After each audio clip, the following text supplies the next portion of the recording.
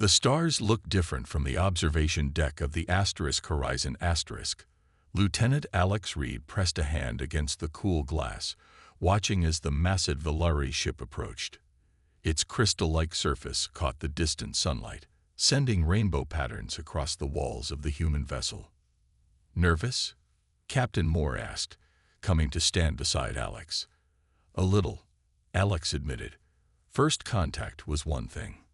Having them aboard our ship is something else entirely." 6 months ago, humanity had received its first message from the stars. The Valari, a species from a solar system 20 light-years away, had been watching Earth for decades. Now they wanted to meet. "Remember your training," Moore said. "You're our xenobiologist. If anyone can make this work, it's you." Alex nodded, straightening the blue uniform. 5 years of studying theoretical alien biology had never prepared her for actually meeting one. The ship-wide announcement system chimed. "Valari delegation approaching Docking Bay 3. All welcome team members report immediately." Alex took a deep breath and headed toward the elevator. The docking bay was filled with important people. Military officers, scientists, and government officials all stood in neat rows, waiting. Alex found her place in the second row, between Dr. Thompson and Commander Willis. "They're coming through," someone whispered as the airlock hissed open. The first Valari stepped through the doorway, and a collective gasp filled the room. It or they, Alex reminded herself, stood nearly 7 feet tall. The Valari's body seemed made of living crystal, semi-transparent and reflecting light in gentle waves. Where a human would have a face, the Valari had a smooth surface that pulsed with internal lights, creating patterns that somehow felt like expressions. 5 more Valari followed the first, each slightly different in color and pattern. Alex noticed they all wore what appeared to be thin, metal bands around their limbs. Captain Moore stepped forward. "On behalf of humanity, welcome aboard the Horizon *. I am Captain James Moore." The first Valari surface flashed with blue and green lights. A mechanical voice came from a device at what might be its neck. "I am Lumen, ambassador of the Valari Collective. We are honored by your welcome." The formal introductions continued down the line. When Alex's turn came, she stepped forward with a smile. "Lieutenant Alexandra Reed, Xenobiology Department. It's truly amazing to meet you." Alex, following human custom, extended her hand toward Lumen. The reaction was immediate and shocking. All 6 Valari moved backward at once. Lumen's body flashed with red and purple patterns, and the mechanical translator made a sound like static before saying, "Please, no physical contact." Alex quickly pulled her hand back. "I'm sorry. I didn't mean to offend." The room fell silent. Captain Moore stepped in quickly. "We have prepared quarters for your delegation. Perhaps we should continue this meeting once everyone is settled." Lumen's colors slowly returned to blue. Yes, that would be acceptable. As the Valari were escorted from the room, Alex caught the eye of the smallest one in the group. This Valari's colors were softer, more curious than alarmed. The translator at its neck made a small sound. "I am Prism, junior scientist. Your gesture, this is normal for humans." "Yes," Alex said quietly. "It's called a handshake. It's how we greet each other." Prism's colors shifted to something like gold. "Fascinating. Perhaps we can discuss this further." Before Alex could respond, Lumen called something in the musical Valari language. Prism's colors dimmed, and the alien hurried to join the others. "Well," Dr. Thompson said as the door closed behind the aliens, "that could have gone better." Alex stared at her hand, wondering what about human touch could possibly frighten such an advanced species. "I'm going to find out," she promised herself. "Whatever it is they fear, I'm going to understand it." Beyond the window, the stars continued their silent watch, witnesses to the first awkward steps between 2 worlds. 2 weeks after the Valari arrived on the Horizon *, Alex still had no answers about their strange fear of human touch. Every time she brought up the subject, The aliens would change the topic or find a reason to leave. In that time, she had learned much about their species. The Valari came from a world with 3 moons and oceans that glowed at night. They lived for hundreds of years. Their bodies absorbed light for energy, but the mystery of their containment suits and fear of contact remained. Alex stood in the ship's greenhouse, taking notes on how the Valari plants were growing in Earth-like conditions. The door slid open, and Prism entered. "Lieutenant Reed," the alien said through its translator, "I hoped I would find you here." Unlike the other Valari, Prism often sought Alex out. The young scientist seemed truly curious about humans. "Just Alex is fine," she said with a smile. "How can I help you?" Prism moved closer, but still kept the standard 3 meters of distance all Valari maintained from humans. "I have questions about human biology. For my research." "Of course, that's what I'm here for." Prism's colors shifted to a deep blue. "Your species touches often. Why?" Alex considered this. "Touch is important to us. Babies need to be held to develop properly. Touch shows care, builds trust. It's how we connect." "But you can communicate without it," Prism said, lights pulsing. "We Valari share thoughts through light patterns and mental waves. Humans can't do that," Alex explained. "Touch helps us feel less alone." Prism seemed to process this information, colors swirling. Fascinating. And sad. Alex decided to take a chance. "Prism, why do the Valari avoid touching humans? Is it just us, or do you avoid touching all species?" The alien's colors darkened suddenly. "I should not discuss this." "Please," Alex said. "How can we work together if we don't understand each other?" Prism moved toward the far end of the greenhouse, checking if they were alone. "Ambassador Lumen would be angry if I told you." "I won't tell anyone it came from you." After a long pause, Prism's voice came quietly through the translator. "Humans are unique. We have visited 12 other intelligent species. We can touch all of them safely." Alex felt a chill. What happens if you touch a human?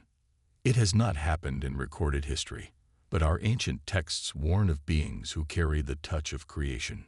Beings who would destroy us with a single contact. Before Alex could ask more, the door opened again. Dr. Thompson entered with 2 Valari scientists. "Ah, Reed.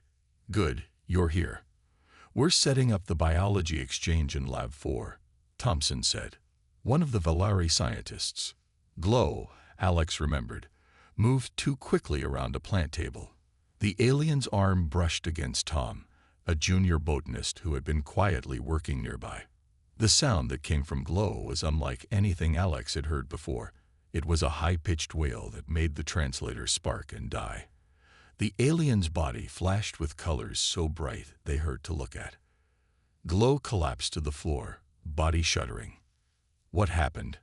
"I barely touched them," Tom cried, backing away in horror. The other Valari rushed to Glow, carefully avoiding contact with any humans. Prism turned to Alex, colors pulsing with what seemed like fear. "Now you see," Prism said quietly. "This is why we must keep distance." Hours later, after Glow had been taken to the Valari ship for treatment, Alex found herself staring at her hands. What was it about human touch that caused such extreme reactions? And why had Prism mentioned ancient texts? The Valari were hiding something important, something that went beyond simple biological incompatibility. As she walked back to her quarters, Alex made a decision. She would find those ancient records. Whatever secret the Valari were keeping, she needed to know. For both their species' sake, Alex had never broken the rules before. Yet here she was, sneaking into the Valari Information Center at 200 hours, when most of the ship was asleep. After the incident with Glow, security had tightened. The Valari now wore thicker protective suits. Some had even left the mission early, returning to their ship in orbit. But Alex needed answers. She used Captain Moore's override code, borrowed without permission from a carelessly unlocked tablet, to access the Valari database terminal. The captain would be furious if he found out, but Alex was beyond caring. Come on, she whispered, watching alien symbols scroll across the screen. The universal translator struggled with the ancient Valari texts she was searching for. Finally, something appeared. An old document with swirling patterns that the translator labeled The Prophecy of the Memory Bearers. Alex downloaded it to her personal device just as the door slid open. She spun around, heart racing. "I suspected you might come here," Prism said, entering the room. The Valari's colors were dim, almost sad. "Prism, I was just searching for answers." "Yes." The alien moved closer than usual, just 2 meters away. "Did you find what you were looking for?" Alex considered lying, then sighed. "I don't know yet. I found something about memory bearers." "What does that mean?" Prism's colors shifted to deep purple. "You should not have this information. But perhaps it is time for truth between our species." The alien gestured to a table, and they both sat, still keeping safe distance. "Valari communicate through touch," Prism began. "When we make contact with another being, we can feel their thoughts, memories, emotions. It is how we share knowledge." "Like telepathy?" Alex asked. "Similar, but requires physical connection. This is why we wear these." Prism tapped the metal bands around its crystalline form. "They control the flow of information, protect us from overwhelming input." Alex thought about this. "And humans? What happens if you touch us?" Prism's lights dimmed further. "We don't know exactly. The last recorded contact between Valari and beings like humans was over 10,000 years ago. Those Valari either died or went mad." "But why? What's different about us?" "Your species carries something we call the burden of ancestry. According to our scientists, human DNA contains fragments of memory, echoes of your ancestors' experiences." Alex frowned. "That's not possible. Human DNA just carries physical traits, not memories." "Your science has not discovered this yet," Prism said. "But humans store more than just physical information in your cells. You carry echoes of your entire evolutionary history, every triumph, every suffering, every moment that shaped your species." The realization hit Alex like a physical blow. "And if a Valari touches us, we would absorb it all at once. Millions of years of human experience flooding our consciousness in seconds. No Valari mind could survive it." Alex sat back, stunned. "That's why you called us memory bearers." "Yes, your touch contains your entire species' story. It is too much for any Valari to process." The door slid open again. Ambassador Lumen stood there, body flashing with angry red patterns. "Prism, what have you done?" the ambassador demanded. "What you should have done weeks ago," Prism answered, standing. "Told the truth." Lumen's colors darkened. "The council has ordered us to leave immediately. This mission is over." "What? Why?" Alex asked, also standing. "This contact was a mistake," Lumen said. "The risk is too great." "But we've been careful," Alex protested. "No accidents since Glow."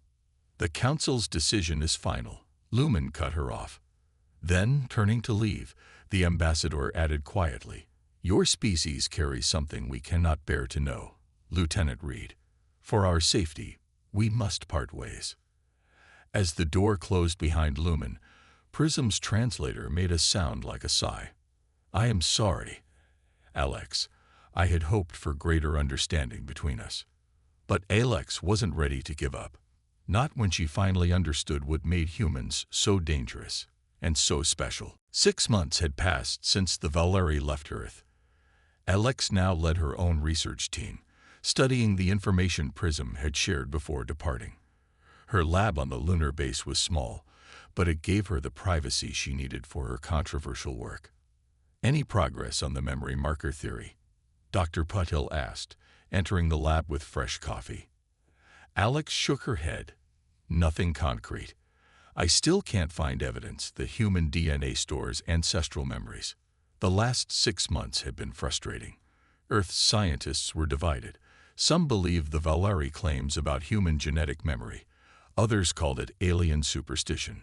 Without proof, Alex's research was at a standstill. The communication panel on the wall beeped suddenly. Captain Moore's face appeared on screen. "Reed. Good. You're there. We need you in command immediately." 20 minutes later, Alex stood in the Lunar Base's command center, watching a distress signal play on the main screen. The message was garbled, but she could make out enough of the musical Valari language to recognize it. "It's from a Valari outpost in the Kuiper Belt," Commander Lewis explained. "They established a small research station there after leaving Earth. The signal's been repeating for 3 days. Can we translate it?" Alex asked. "Partially."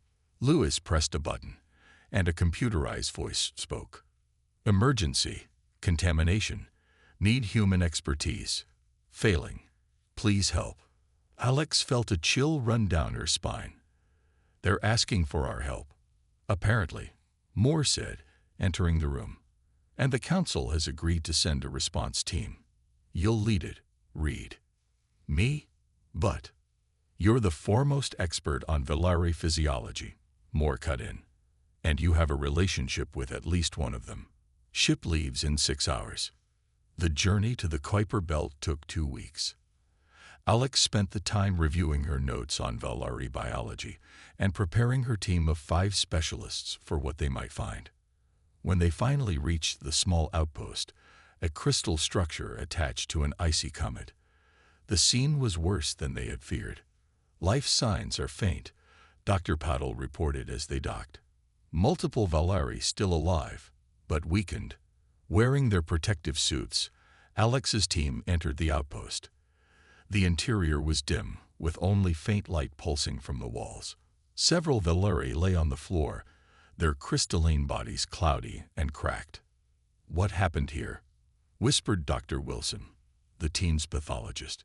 Alex knelt beside one of the fallen aliens, careful not to touch them even through her suit. Their colors were barely visible, just faint flickers of light. A weak voice came from across the room. "Alex Reed, you came." Alex looked up to see a familiar pattern of lights. Prism. The Valari scientist was in better shape than the others, but still visibly damaged. Cracks ran through their crystalline form, and their colors were dull. "What happened?" Alex asked. "We were studying human samples." Prism's translator crackled. "Trying to understand the memory burden. Something went wrong." Dr. Wilson was scanning the facility with specialized equipment. "There's some kind of pathogen in the air. It seems to be affecting their crystalline structure." "Can you help them?" Alex asked. Wilson looked grim. "I don't know. This is unlike anything I've seen before."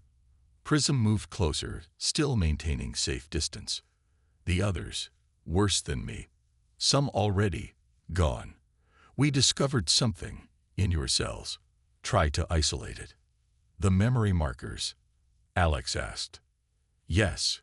When extracted from human DNA, became something else, spread through our systems."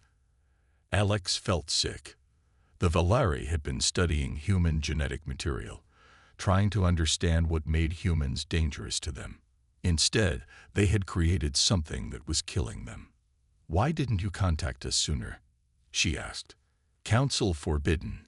Prism's lights flickered weakly. "I sent message, against orders. Last hope." One of the other Valari made a sound like breaking glass, then went completely dark. "We're losing them," Dr. Paddle said urgently. "If we're going to help, it needs to be now." Alex looked at Prism, whose lights were growing dimmer by the minute. She had to find a way to save them, even if it meant confronting the very thing the Valari feared most about humans. #YM. Alex's team worked tirelessly for 3 days. They set up a makeshift lab in the least contaminated section of the Valari outpost. Dr. Wilson and Dr. Patil analyzed samples from the infected Valari, while Alex spent hours talking with Prism, trying to understand what had happened. "We need to know exactly what you were studying," Alex said, watching as Prism's lights flickered weakly. The cracks in the alien's form were spreading. Human DNA. Different, Prism explained. We found structures. Unknown purpose. Show me your research, Alex insisted. Prism led her to a crystal console. The screen displayed complex models of human DNA, with certain sections highlighted. These segments, Prism pointed with a trembling limb. No coding function, but active. We extracted, studied. Alex stared at the screen, recognition dawning. Those are junk DNA segments. Scientists thought they had no purpose. Not junk, Prism's translator crackled. Storage.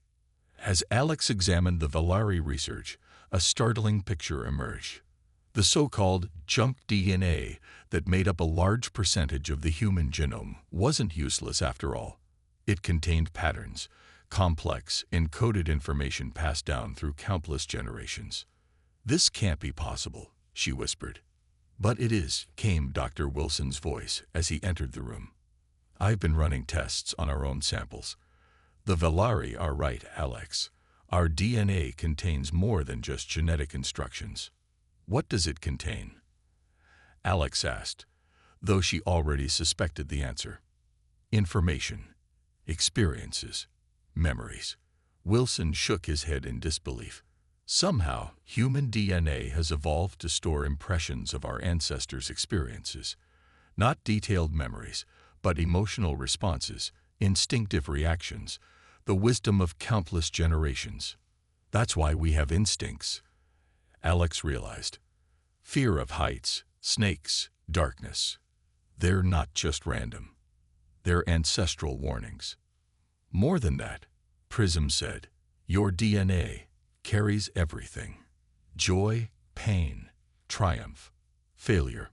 Your entire species' journey, coded in each cell. And when a Valari touches a human, Alex began.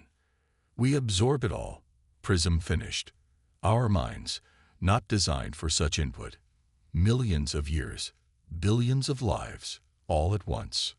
Dr. Patel rushed into the room, face pale behind her helmet. 2 more Valari just died. Whatever this pathogen is, it's accelerating. What exactly were you trying to do with the human DNA samples? Alex asked Prism. The alien's colors dimmed to almost nothing before answering. Create filter. Way to touch safely.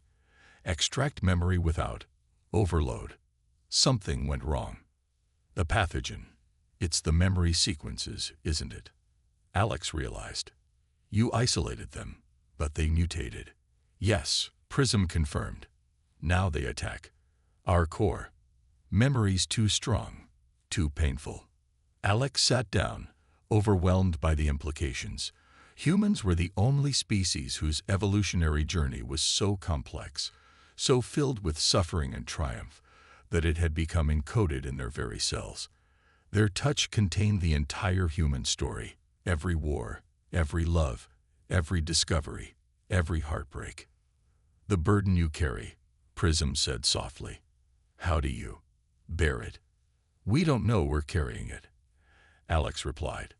That's the difference. We experience life one moment at a time. We're not conscious of all that history in our cells. Dr. Wilson looked up from his datapad. I think I might have something. The pathogen isn't the memory sequences themselves. It's a protein the Valari created to decode them. If we can neutralize that protein. How? Alex asked. Human stem cells, Wilson said. They contain regulatory factors that might counteract the protein. Hope flickered in Alex's chest for the first time in days. But then she realized what this meant. That would require direct human biological material, she said slowly. We would need to. Yes, Prism's lights pulsed weakly. Touch. The room fell silent as they all recognized the terrible truth. Saving the Valari might require the very thing they feared most. It won't work, Ambassador Lumen declared. The Valari leader had arrived with a medical ship after receiving news of the outbreak. Despite being in a separate quarantine chamber, Lumen's colors flashed with anger and fear. The treatment has shown promise in our simulations, Alex argued, pointing to the data on the screen between them. You propose touching my people. Madness. Lumen's translator couldn't hide the horror in the alien's voice. 8 more Valeri had died since Alex's team arrived. The remaining 23, including Prism, were growing weaker by the hour. Time was running out.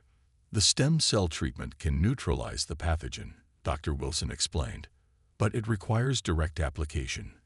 The cells lose viability if we try to transfer them mechanically. The risk is too great, Lumen insisted. No Valeri could survive human touch. Alex looked through the quarantine glass at Prism, who lay on a crystal bed, form clouded and cracked. Her friend was dying. What if we could filter it somehow? She asked suddenly. Limit the information transfer. Dr. Patel looked up from her work. Like a barrier that blocks the memory sequences but allows the stem cells through. Is that possible? Alex asked. Perhaps, Patel said slowly. We could create specialized gloves using nanomaterials that block certain molecular signals while allowing others through. How long would it take? A day, maybe 2, to create a prototype. Lumen's colors swirled with doubt. Even if this worked, who would volunteer? The risk of madness remains. I will. Prism's weak voice came through the communication system. The scientist had been listening. I am already dying. Let me be first. No, Lumen commanded. I forbid it. With respect, Ambassador. Prism struggled to speak. This is my choice. Alex placed her hand against the quarantine glass. On the other side, Prism slowly raised a cracked limb to meet it, separated only by the thick barrier. We'll save you, Alex promised. All of you. 20 hours later, Alex stood in the treatment room, wearing the specially designed gloves. They were thin and silver, lined with a matrix of nanomaterials designed to filter out the memory-carrying components of human DNA while allowing healing stem cells to pass through. The gloves should reduce information transfer by 98%, Dr. Patel explained, checking the seals around Alex's wrists. But there's still risk. Prism lay on the treatment bed, barely conscious. The once beautiful crystalline form was now cloudy and riddled with cracks. Only faint pulses of light showed the alien was still alive. Are you ready? Alex asked. Prism's translator made a weak sound. Yes. If I go mad, remember that. I chose this. Alex took a deep breath and slowly reached out. Her gloved fingers hovered over Prism's arm. Everyone ready. 3, 2, 1. She touched Prism's crystalline surface. The reaction was immediate. Prism's entire body lit up with colors so bright everyone had to shield their eyes. A high-pitched sound filled the room as the alien's form vibrated. Vital signs spiking. Dr. Wilson called out, watching the monitors. Neural activity off the charts. Should I stop? Alex asked, starting to pull away. No, Patel shouted. The stem cells need more time to transfer. For 30 agonizing seconds, Alex maintained contact while Prism writhed and flashed. Then suddenly, the alien went completely dark and still. No, Alex whispered. Prism. The room fell silent. Alex slowly withdrew her hand, heart sinking. Had she just killed her friend? Then, gradually, a small point of light appeared in the center of Prism's form. It grew brighter, spreading outward. The cracks in the crystal began to seal themselves. It's working, Dr. Wilson said in amazement. The pathogen is being neutralized. Slowly, Prism's colors returned. First blue, then purple, then patterns Alex had never seen before. The alien's form cleared, becoming transparent and whole again. Prism, Alex called. Can you hear me? The alien's body pulsed with gentle light. The translator activated. I see you, Alex Reed. Prism said, voice stronger than before. I see everything. Are you okay? Alex asked anxiously. Prism sat up slowly, colors swirling in complex patterns. I am. Change. Your memories. Glimpsed them. So much pain. So much beauty. The treatment had worked, but something else had happened too, something no one had predicted. Despite the filters, Prism had still received fragments of human memory. The question was, could the alien's mind survive what it had learned? One by one, the infected Valari received the treatment. Alex and her team worked tirelessly, using the special gloves to transfer healing stem cells directly to each alien. Some reacted more strongly than others, but all survived. The pathogen was defeated. 3 days later, the Valari fleet arrived. 5 large crystal ships appeared at the edge of the Kuiper Belt, carrying the High Council members themselves. They had come to witness what many considered impossible. Valari who had survived human touch. Alex stood in the outpost's main chamber as Ambassador Lumen presented Prism to the Council. As you can see, the human treatment was successful, Lumen explained, colors muted with what Alex now recognized as humility. Without their intervention, all would have been lost. The leader of the Council, an ancient Valari named Echo, moved forward to examine Prism. You touched a human, Echo said. Your mind remains intact. More than intact, Prism replied. I am expanded. Explain, demanded Echo. Prism's colors shifted to a complex pattern Alex had never seen before. I received fragments of human memory. Not all. The filter prevented complete transfer, but enough to understand. Understand what? Echo asked. Why we feared them, and why we should not. In the days since the treatment, Prism had changed. The alien moved differently, spoke differently. The brief connection with Alex had transferred echoes of human experience, just enough to give Prism a new perspective. Humans carry their entire history within them, Prism explained to the Council. Every joy, every sorrow, every battle, every peace. It is overwhelming, yes, but it is also beautiful. Echo's colors darkened. You suggest we abandon our oldest laws, risk madness through human contact. No, Prism said. I suggest we learn from them. Their burden is also their strength. They carry all that they have been, yet they still hope, still dream, still reach for stars. Alex watched this exchange with growing hope. Prism had become a bridge between their species, someone who understood both worlds. Dr. Patel stepped forward. If I may, we've developed a more permanent solution. She held up what looked like thin silver gloves. These contained the same nanomaterial filter, but in a form Valari can wear. They would allow safe contact with humans, limiting memory transfer to manageable levels. Safe contact? One council member asked, colors showing disbelief. We believe so, Alex said. Prism received only fragments. Enough to understand, not enough to overwhelm. The council members' colors swirled as they communicated among themselves in their light-based language. Finally, Echo turned back to the humans. This discovery changes everything. For 10,000 years, we have avoided beings like you. Now, perhaps, a new path is possible. 1 week later, Alex stood in the great crystal hall of the Valari flagship.